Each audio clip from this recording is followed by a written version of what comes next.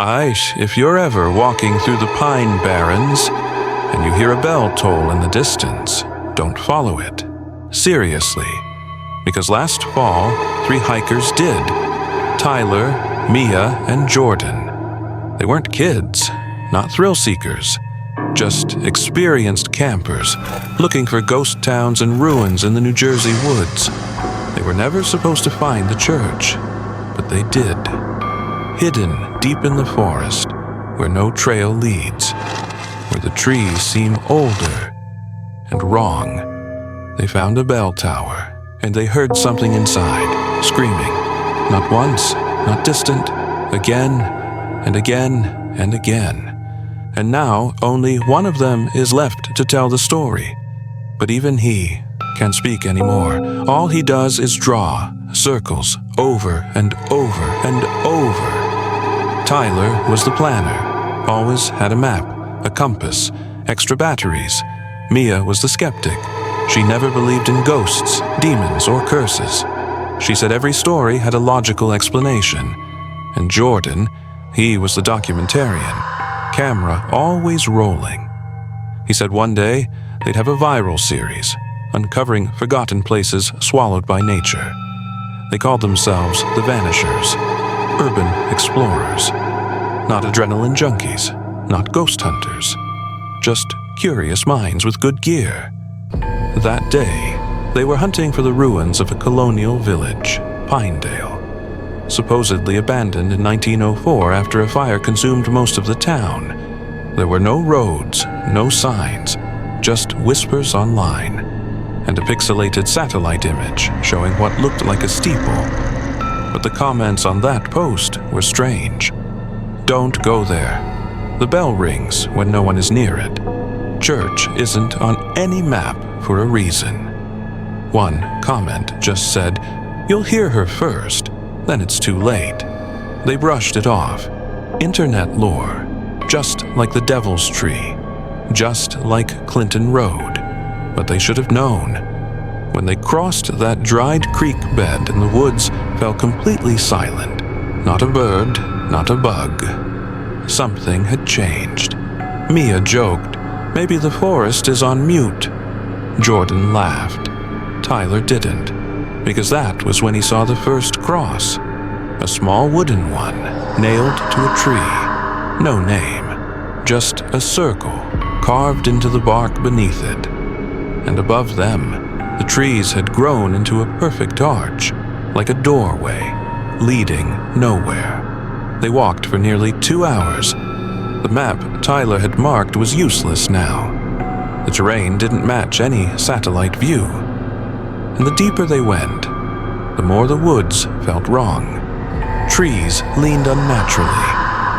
Moss grew in thick patches, even where sunlight should have burned it off. But then, a clearing. At first, Jordan thought it was just a mirage, a trick of light. But no, it was real. In the center stood a church, rotten white siding, ivy choking its steeple like veins. The door hung slightly ajar, crooked on rusted hinges. And strangest of all, no path led to it. No stone steps, no sidewalk, no sign of human entry. It was like the forest had grown around it, or worse, over it. The windows were stained glass, shattered in places, yet the frames remained intact. One pane showed a priest with his hand raised, but his face had been burned out by time. The steeple stood high above them, blackened with rot, but intact. There was no bell, just an open space where it once hung. But as they stared up, a low sound echoed down, not wind, not birds, a vibration, like someone whispering through wood, like breath behind the walls. Tyler stepped back. Jordan raised his camera. Mia looked at the door. It was opening, slowly, without wind, without anyone touching it. Inside, it was dark, but not empty, and somewhere deep within, a faint sound, a single distant bell toll, but there was no bell. They didn't go in, not yet. The sun was setting fast, and Jordan wanted good light if they were going to film the interior. so they pitched their tents just outside the clearing. Mia gathered kindling. Tyler checked his gear again. Jordan stood near the church, filming the steeple. That's when he noticed it. One of the stained glass windows wasn't broken earlier, but now a thin fracture cut across the center like something had struck it from inside. He said nothing. That night, the fire burned low. The forest had gone still. Not a single owl, no wind in the leaves, just the faint creak of the steeple swaying, even though there was no breeze.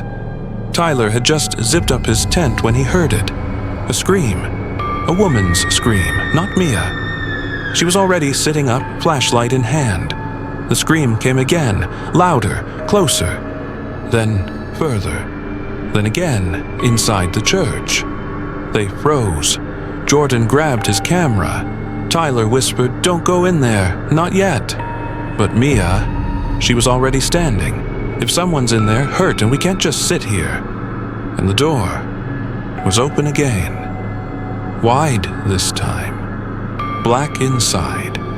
And then the scream came one last time, from directly behind their tents. But no one was there. Night fell fast. Too fast. The forest swallowed the light like it was hiding something. The fire flickered low, the wood wet from the air. The smoke curled unnaturally. They sat in a circle, close but quiet, listening to nothing, until a scream, high, sharp, female, not Mia. She was staring at them, frozen. The sound came from deep in the woods, behind the tree line.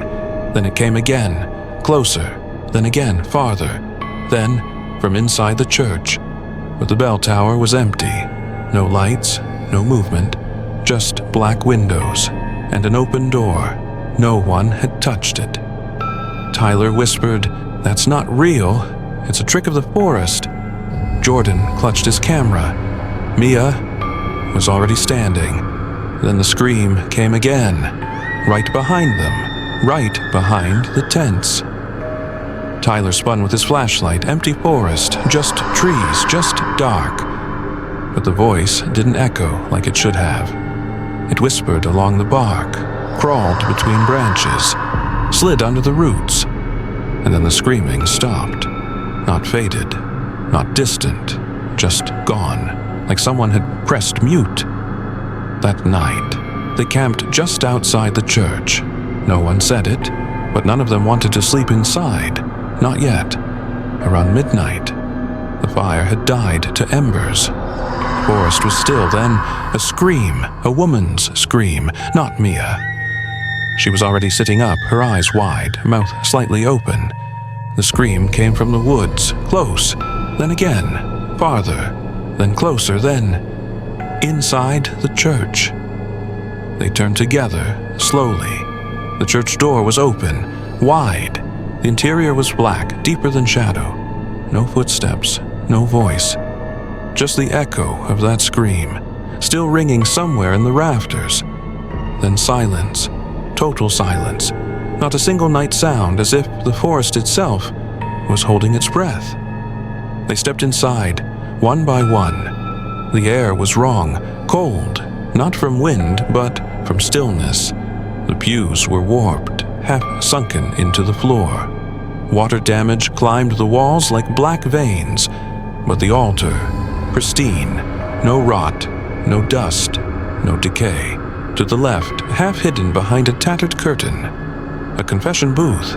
It looked untouched, like time had skipped over it. The wood gleamed. The cushion wasn't torn. Jordan stepped inside. At first, silence. Then he spoke, in Latin. Tyler blinked. Mia froze. Jordan didn't speak Latin. His voice deepened, guttural, like someone else was speaking through him. Then, beneath the altar, a low rumble. Stone grinding against stone. A section of the floor shifted, slid backward, revealing a narrow spiraling staircase leading down into the dark. The smell that rose up wasn't just rot, it was old, ancient. Tyler backed away, but Jordan, he stood now in front of the open stairwell, eyes blank, lips still moving, whispering words no one could understand.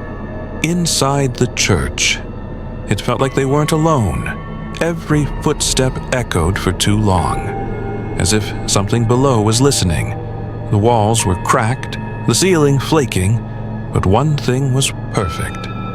A confession booth, untouched, polished wood, no dust, like it had been cleaned just that morning. Jordan was the first to approach. "This feels out of place," he muttered. Then without a word, he opened the door and stepped inside. Tyler rolled his eyes. Mia raised her phone to film. That's when it started. A low voice coming from inside the booth. Jordan, speaking in Latin. He doesn't speak Latin. His voice wasn't his. It was slower, deeper, like something was moving through him, using him. Mia stepped forward. "Jordan?" He didn't answer. The church trembled. Then a low grind. Behind the altar, a square of stone slid open. Dust poured up like breath. A staircase appeared, leading down into pitch black. Jordan stepped out of the booth, still whispering. His eyes were glassy, his skin pale. Whatever he said in that booth opened something that should have stayed sealed. Sound design, wet, echoing footsteps, flickering torch, low, rhythmic hum, distant metallic dragging. The staircase was narrow, stone walls pressed in from both sides, slick with moisture and age. They didn't speak. No one dared.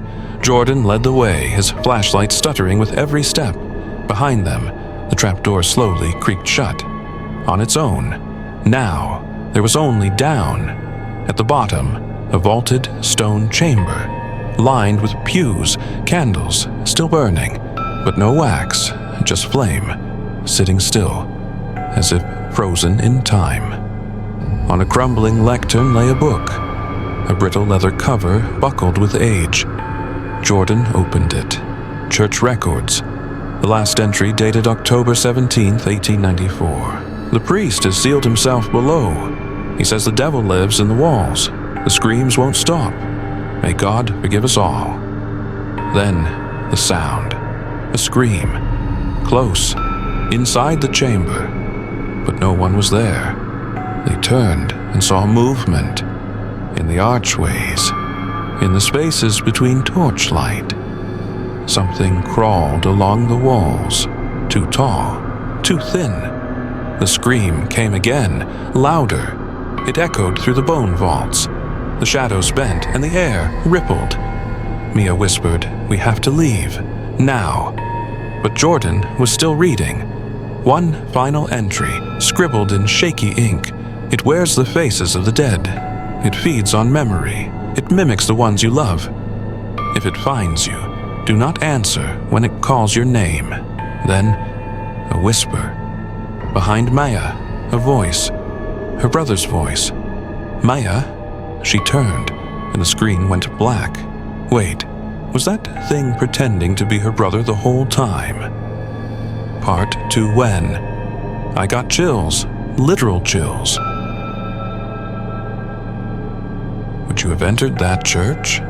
Comment yes or no below, and tag a friend if they'd survive longer than you.